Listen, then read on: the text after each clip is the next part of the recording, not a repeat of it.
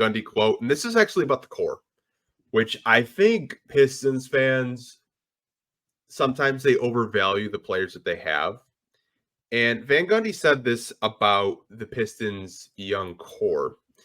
He said Jalen Duren is a very good rebounder. Sar Thompson can defend. I personally really like Marcus Sasser, Jaden Ivey I like. But those guys are all either low-level starters, fourth or fifth starters, or rotational pieces. They need two other guys at least to put with Cade Cunningham to have a chance to get better. So what are your thoughts on Van Gundy basically calling players like, Duren, Ivey, Sasser, low-level starters or fourth or fifth options on a good team?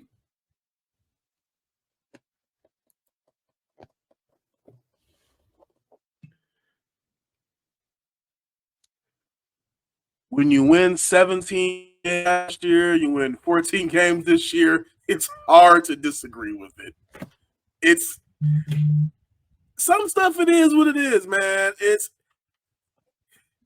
You see the potential in these guys. But I think that is where a lot of Pistons fans sometimes become a little bit irrational. They fall in love with the potential of what they could be in the perfect situation. But the thing about it is, how long are you going to wait for that to come?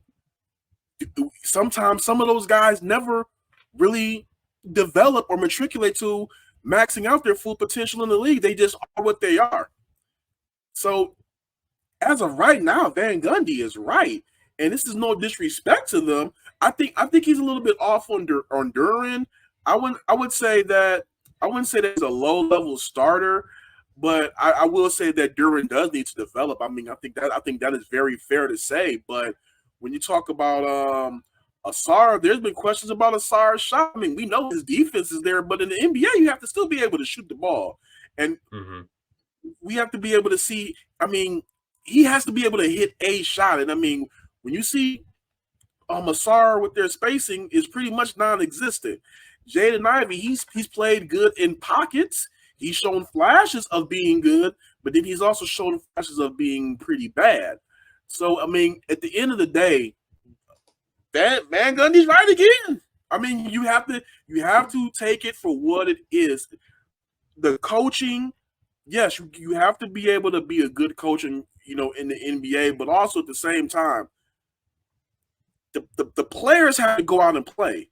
You're not going to convince me that in back-to-back years with two different head coaches that Monty Williams and Dwayne Casey are not good coaches. They both won Coach of the Year. You're not going to tell me that both of them are bad coaches. So it's got to be on the players at some point to go out and play and produce. So, I mean, in that regard, yeah, he has a point. I think the message was correct. I just think the messenger wasn't the message that fans wanted to hear. Like if this was JJ Redick saying the same thing that the Pistons young core are role players and fourth or fifth options, I don't think fans would have a problem with it. But the fact that it was a former head coach that kind of set the franchise back a few years, in my opinion, I think that's where they have more of a problem with it. Yeah. I will defend the core in this aspect. Like Jaden Ivey and Jalen Duren, they're in their second year. Yeah. Unless you're just a superstar coming out of the draft, there's not really too many guys coming out of the draft that are solidified first options or second options for that matter. You still have to wait and see what Jaden Ivey and Jalen Duren and Sar Thompson are going what they are going to develop into. So that's where I kind of disagree with Stan, but I could understand why he says that. I mean, to your point, 17 wins last year, this year 14 wins. Obviously, we know Monty and Dwayne are, to your point, they've won Coach of the Year. They're good coaches, but they won with mostly veterans on their teams. They didn't win with a bunch of 19, 18, 20-year-old rookies. It's so hard to win in this league with 20-year-olds. It really is. Because even in Monty's first year with Phoenix, when he had those young guys, he struggled out the gate. And then next year, You know, they got a little bit, we got some veterans around them, and then boom, they start to, you start to see some progress out of them. So, yeah, in that regard, I mean, here's what I say. Stan Van Gundy's right to the point where it's just like right now, these guys around Cade, if you're looking to win right now, these are not the guys. If you're talking about growing down the line and trying to see where they are, okay, maybe they might develop into something. But here's the thing right now. What did we just talk about with the Pistons?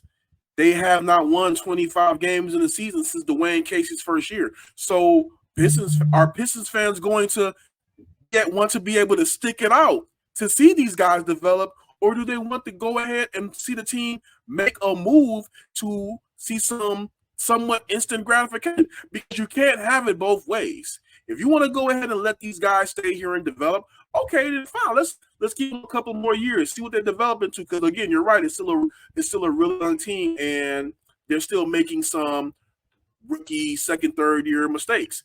But how patient are you, Pistons fans? Are you going to be patient to see this through, or do you want to go ahead and if the move is out there to make this team better, are you willing to part ways with those guys? Because you can't have it both ways, really.